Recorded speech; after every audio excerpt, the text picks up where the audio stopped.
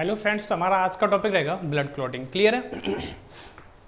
Blood clotting से पहले हमने पढ़ा था ब्लड और प्लाज्मा के बारे में हमने पढ़ा था, ब्लड कॉर्पस्कल्स के बारे में पढ़ा था, WBC, RBC एंड प्लेटलेट्स के बारे में। तो आज का हमारा टॉपिक रहेगा ब्लड क्लॉटिंग। ब्लड क्लॉटिंग क्या होता है रियल में? जब कभी हमारे किसी बॉडी ऑर्गन में, बॉडी पार्ट में क्या होता है, चोट लग जाती है, तो एक टाइम के बाद उसमें चोट लगते ही तुरंत उसमें ब्लड फ्लो होने लगता है, ब्लड आउट आने लगता है, ब्लीडिंग होने लगती है। तो ब्लीडिंग होने के बाद एक टाइम के बाद ब्लड वहाँ पर रुक जाता है। रुकता कब है? जब वहाँ पर जिस जगह बाउंड हुआ है उस जगह एक सॉलिड सब्सटेंस क्या होता है, इकट्ठा हो जाता है, जिसे हम बोलते हैं ब्लड क्लॉट। और उस क्लॉट की वजह से हमें क्या होता है, ब्लड फ्लो होना, ब्लीडिंग होना स्टॉप हो जाती है, रुक जाती है। क्लियर हो गया? हम देखेंगे आज ये ब्लड क्लॉटिंग क्या होता है। क्लियर है? तो मान लो हमारा कोई एक बॉडी पार्ट है, हमारा कोई एक बॉडी पार्ट है, एक बॉडी पार्ट है, ये बॉडी पार्ट यहाँ पे हमारे बाउंड हो गया। क्या हो गया? इस जगह, इस वाले पोर्शन में हमें चोट लग गई। चोट लगने के बाद इस वाले पोर्शन में चोट लगी और चोट लगने के बाद यहाँ से क्या होने लगा, ब्लड बाहर आने लगा। ब्लड बाहर आ रहा है तो इस जगह एक ब्लड बाहर आते के बाद यहाँ पे एक टाइम ऐसा होगा, इस जगह से इस बोर्ड जिस जगह बाउंड हुआ है इस जगह से ब्लड बाहर निकलना ऑफ हो जाएगा, स्टॉप हो जाएगा। क्लियर है? तो कब स्टॉप होगा? जब यहाँ पे एक सॉलिड सब्सटेंस क्या होगा, इकट्ठा हो जाएगा, जिससे हम बोलते हैं ब्लड क्लॉट। क्या बोलेंगे? Blood clot. क्लियर है? ये ब्लड क्लॉट कैसे बनता है रियल में, आज हम ये बात पढ़ेंगे। क्लियर है? तो ये ब्लड निकला, घाव होने के बाद हमारे ब्लड निकला, इस ब्लड में ही, हमारे ब्लड में ही एक सब्सटेंस प्रेजेंट होता है जिससे हम बोलते हैं थ्रोम्बोकाइनेज। थ्रोम्बोकाइनेज सब्सटेंस रिलीज होता है इस ब्लड से, इसी को हम बोल सकते हैं थ्रोम्बोप्लास्टिन भी बोलते हैं इसे, थ्रोम्बोप्लास्टिन।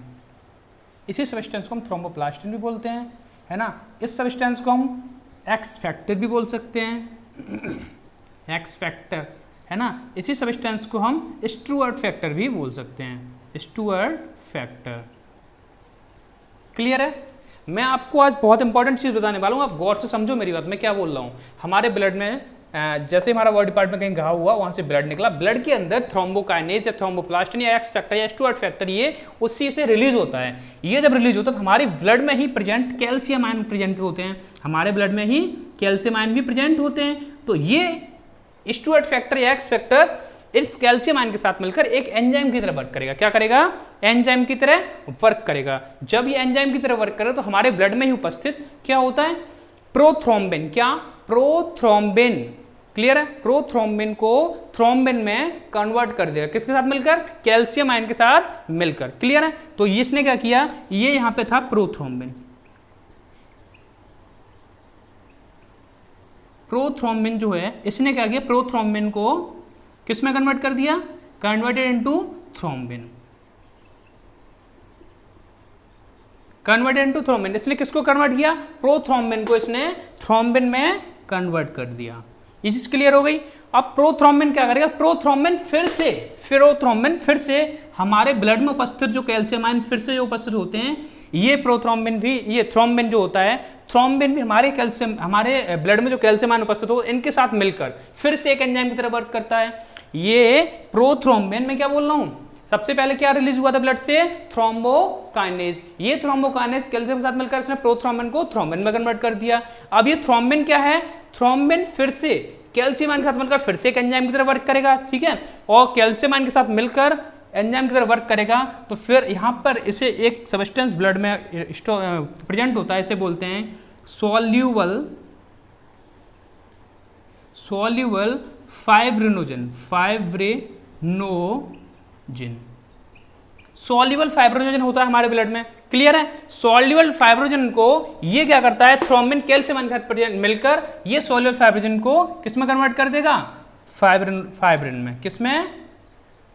फाइब्रिन। और ये कैसा होता है, ये होता है इनसॉल्यूबल। मतलब ये ब्लड में सॉल्यूबल होता है फाइब्रिनोजन, लेकिन ये जो फाइब्रिन होता है ये होता है इनसॉल्यूबल। कैसा होगा, इनसॉल्यूबल। अब क्या होगा, जैसे हमारे बाउंड पर क्या होगा, ये फाइब्रिन वाला पोर्शन हमारे इस बाउंड वाले पोर्शन पे यहां पर कहां पे आ जाएगा, ये फाइब्रिन, ये जो फाइब्रिन है ये ये इस जगह आ जाएगा, इस जगह इकट्ठा हो जाता है, किस जगह, बाउंड वाले घाव वाले पोर्शन पे। क्लियर हो गया, भाव वाला पोर्शन जब इकट्ठा हो जाएगा तो ये एक जाइल टाइप का बना, क्या बनाता है, जाल बना देता है, एक अपना नेटवर्क बना देता है वेव टाइप का। क्या बना देता है ये फॉर्म क्या करता है, ये form a wave like structure, है ना। ये यहां पर एक जाल टाइप का बना लेगा, किस जगह, on the place of bounded, समझे, बाउंडेड पार्ट। क्लियर है, तो ये बाउंडेड पार्ट पे क्या कर लेगा, एक जाल टाइप का बना लेगा। तो जाल टाइप का जब ये बना लेता है कौन, फाइब्रिन वाला पोर्शन, इस जगह जहां पे घाव वाली जगह क्या करेगा, ऊपर जगह यहां पे जाल बना लेगा। जाल बनाने के बाद इसमें क्या हो जाएगा, इसी जाल में, इसी नेटवर्क में जो हमारी ब्लड कॉर्पस्कल्स हैं, आरबीसी हैं, प्लेटलेट्स हैं, या फिर ये जो है हमारा डब्ल्यूबीसी हो गए, ये क्या होगा, यहां पर जाके इस जाल में इकट्ठे हो जाएंगे, इसी में फंस जाएंगे और इससे बाहर नहीं निकल पाएंगे। समझ में आ रहा है कि नहीं आ रहा, मैं क्या बोल रहा हूं, यहां से फाइब्रिन से आगे नहीं जा पाएंगे। ठीक है, तो ये यहाँ पे क्या हो, जाल टाइप का, और फिर ये सारी चीज यहाँ पे इकट्ठी हो जाती है, तो यहाँ पर यहाँ बन जाता है एक सॉलिड सब्सटेंस जिसे हम बोलते हैं ब्लड क्लॉट। समझ आ गया, ये चीज ब्लड क्लॉट हो गया।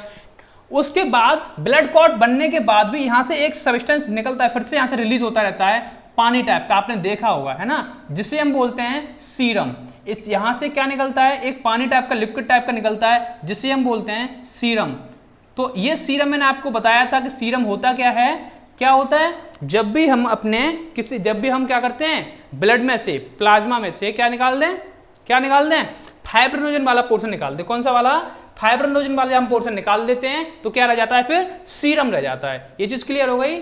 तो ये चीज याद रखना, जब हम प्लाज्मा में से क्या निकाल देते हैं, फाइब्रिनोजन वाला पोर्शन निकाल दो तो सीरम रह जाता है। इसीलिए जब कभी हमारा ब्लड क्लॉट, वहाँ पे क्लॉट जब बन भी जाता है तो उसके बाद क्या हो जाता है, सीरम बचता है, जो आउटसाइड की तरफ निकलता रहता है। तो चीज क्लियर हो गई। तो आज का टॉपिक यहाँ पे क्लियर होता है। हमने देख लिया कि थ्रोम्बोकाइनेस से प्रोथ्रोम्बिन से थ्रोम्बिन बना, वहां से फिर बना हमारा फाइब्रिनोजन से फाइब्रिन जाके इकट्ठा हुआ, उसने यहाँ पे ब्लड क्लॉट बना लिया। ओके, तो आज का हमारा टॉपिक यहाँ पे क्लियर होता है।